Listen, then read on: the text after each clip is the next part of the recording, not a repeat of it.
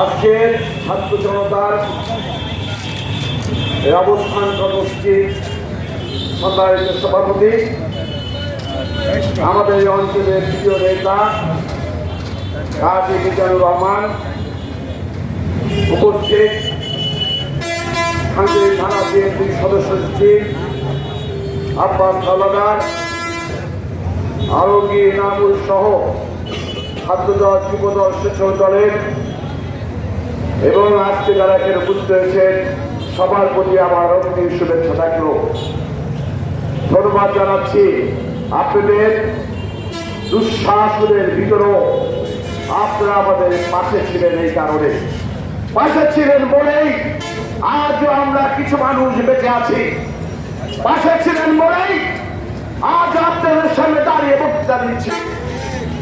বন্ধুরা আমার, দেশ নেত্রী বেগম খালেদা জিয়ার আহ্বানে এবং দেশ নায়ক তারেক রহমানের অনুরোধে এবং খুলনা বিএনপি রাজনৈতিক নিয়ামক শক্তি আপনাদের সকলের প্রিয় রফিকুল ইসলাম বকুলের নির্দেশের কারণে আমরা আমাদের এত বছরের চালার ক্ষোভ আমরা এখনো প্রকাশ করি নাই।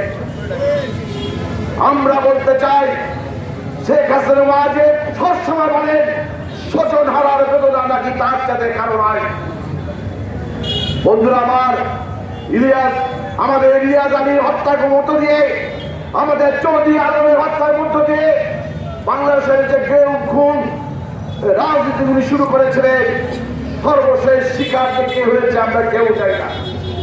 শুধু গত 1 মাসের আন্দোলনে বিভিন্ন গণমাধ্যমের রহস্য অনুযায়ী প্রায় 1,500 শিশু সন্তান ছাত্র আমাদের হত্যা করা হয়েছে। আমার দুর্ভাগ্য হয়েছিল আয়না ঘরে থাকা খুলনা ফাঁকা টিভি কার্যালয়ে আমার 5 দিন আয়না ঘরে থেকেছিলাম। আল্লাহর আশীর্বাদ সহ আপনাদের দোয়ার কারণে আমার এক বন্ধুর উচিলায় সেদিন আমি রক্ষা পেয়েছিলাম। আমার বাড়িতে, সারা বাড়িতে 2 বার আক্রমণ করেছে। সারা শরীরে এখনো আঘাতের চিহ্ন। নামাজ বসে নামাজ পড়তে পারি না। বাংলাদেশের অসংখ্য পরিবার আছে যে তার সন্তানকে হারিয়েছে। অসংখ্য পরিবার আছে যে তার স্বামী আদর্শ থেকে সঙ্গ থেকে বঞ্চিত হয়েছে।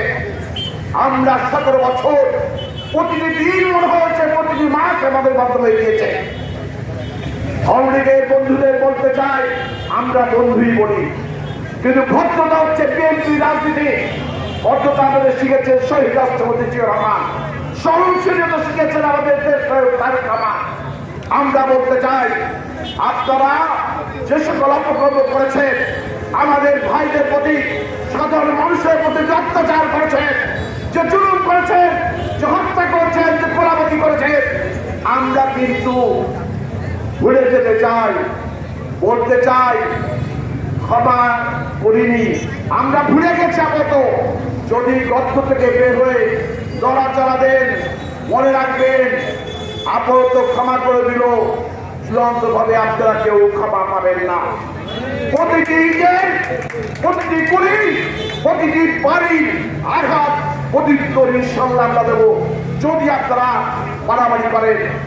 একটি কথাই বলে আমার কথা শেষ করতে চাই, সময় সংক্ষিপ্ত। কিছুক্ষণ আগে সামাজিক যোগাযোগ মাধ্যমে একটি পোস্ট দেখলাম।